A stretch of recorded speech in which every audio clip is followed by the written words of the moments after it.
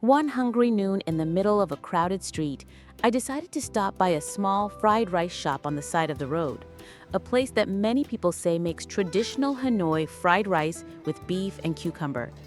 First, the owner puts the pan on the stove and heats it up evenly, just enough heat to make the pan red without burning. Then gently pour in the white rice that has been mixed with eggs. This type of rice is not freshly cooked rice, but the type that has been cooled from the day before. Each grain is separate, dry, and firm, very suitable for frying.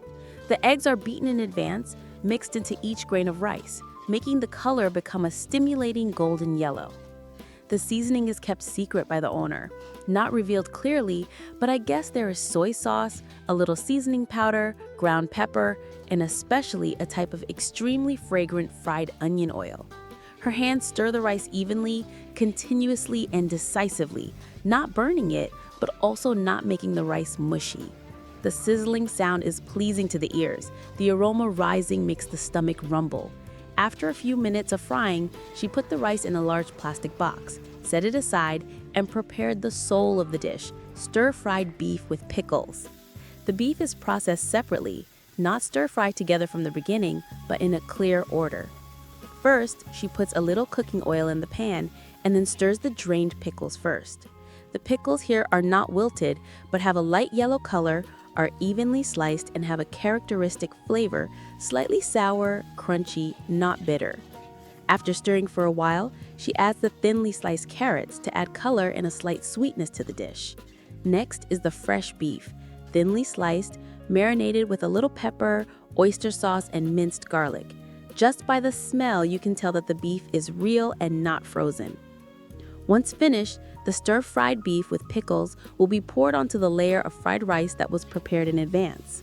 The yellow of the rice, the red of the tomatoes, the yellow-green of the melon, and the soft brown of the beef create a lunchbox that is both attractive and visually harmonious.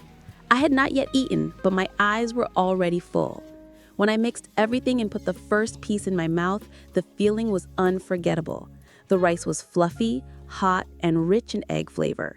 The beef was soft, sweet, and fragrant, combined with the mild sourness and crunchiness of the pickled cabbage, creating an absolutely balanced dish. Not greasy, but more and more attractive the more you eat. Carrots and tomatoes add a sweet and slightly sour taste to the whole, creating a rustic yet sophisticated culinary harmony.